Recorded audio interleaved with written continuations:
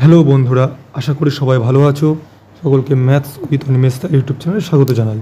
আশা করছি সবাই খুব ভালো করে পড়াশোনা করছো এবং প্রতিদিন অঙ্ক, জিআই, জিকে, ইংলিশ প্র্যাকটিস করছো এবং জীবনবিজ্ঞান, ভৌতবিজ্ঞান, কারণ তোমাদের পরীক্ষার জন্য আর হাতে বেশি দিন সময় নেই এবং তোমরা এটা লাস্ট সুযোগ পেয়েছো তোমাদের স্বপ্নের যে পড়াশোনা অর্থাৎ এএনএম, জিএনএম বা নার্সিং যে পেশাটা তাতে যুক্ত হওয়ার জন্য।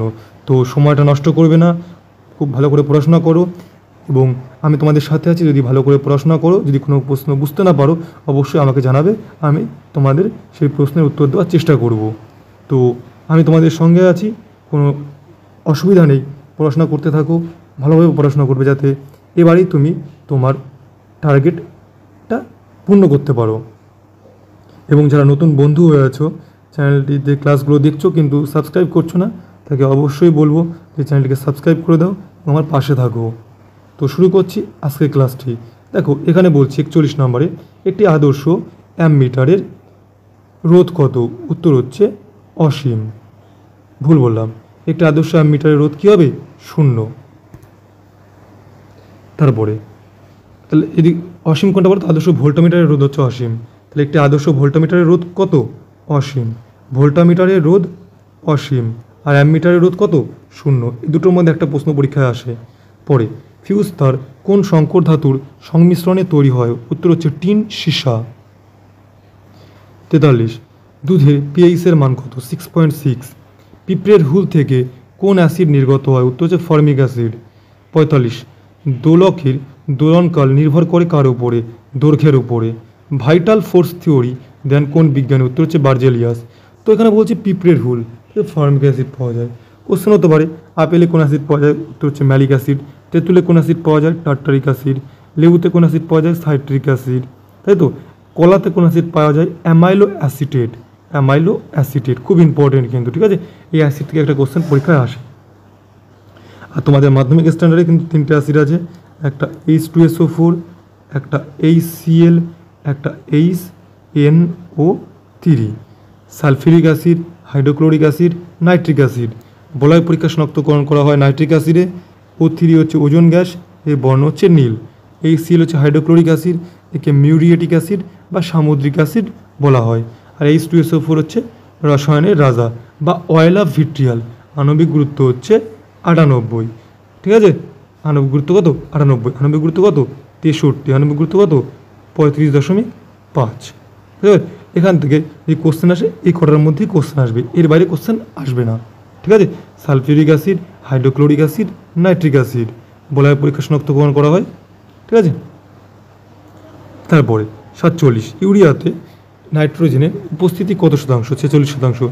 তাহলে ইউরিয়া সংকেত কি? CONH2 এটা হচ্ছে ইউরিয়ার সংকেত। প্রথম অজৈব যৌগ থেকে জৈব যৌগ প্রস্তুত করা হয়েছিল। যে জৈব যৌগ প্রস্তুত করা হয়েছিল সেই জৈব যৌগের নাম কি? ইউরিয়া। পরীক্ষাগারে প্রস্তুত করা হয়েছিল। ঠিক আছে? আসে কিন্তু, খুব ইম্পর্টেন্ট প্রশ্নটা আবার বলছি শোনো। প্রথম পরীক্ষাগারে অজৈব যৌগ থেকে জৈব যৌগ প্রস্তুত করা হয়েছিল। জৈব যৌগটার নাম কি? উত্তর হচ্ছে ইউরিয়া। সংকেত কি? CONH2। 48 এলিসা পরীক্ষা করা হয় কোন রোগ নির্ধারণে? উত্তর হচ্ছে এইডস রোগ নির্ধারণ। এই যে এইডস, AIDS, এই এইডসের পুরো নাম কি? উত্তর হচ্ছে acquired immuno deficiency syndrome. Acquired immuno deficiency syndrome. ঠিক আছে? তারপরে অ্যামিবার গমনাঙ্গের নাম কি? উত্তর হচ্ছে ক্ষণপদ। কাকে পন্ড সিল্ক বলা হয়? স্পাইরোগাইরা। 51 সবচাইতে ভাইরাসের বৃদ্ধি ঘটে কিসে? সজীব কোষে। 52 গাছের কোন অংশ থেকে তুলোতন্তু পাওয়া যায়? উত্তর ফল। 53 গাছের কোন অংশ থেকে কফি প্রস্তুত করা হয়? বীজ থেকে। কফির বীজে কিন্তু ক্যাফেইন পাওয়া যায়। ঠিক আছে? ক্যাফেইন খুব ইম্পর্টেন্ট। নিকোটিন কোন গাছের পাতা থেকে পাওয়া যায়? উত্তর তামাক পাতা। মানুষের মাথার ওজন কত? 1300 থেকে 1400 গ্রাম। কফির পিএইচের মান কত? 4.3 থেকে 5। কফির পিএইচের মান কত? 4.3 থেকে 5। 57 কোন অ্যাসিডকে মিউরিয়েটিক অ্যাসিড বলা হয়?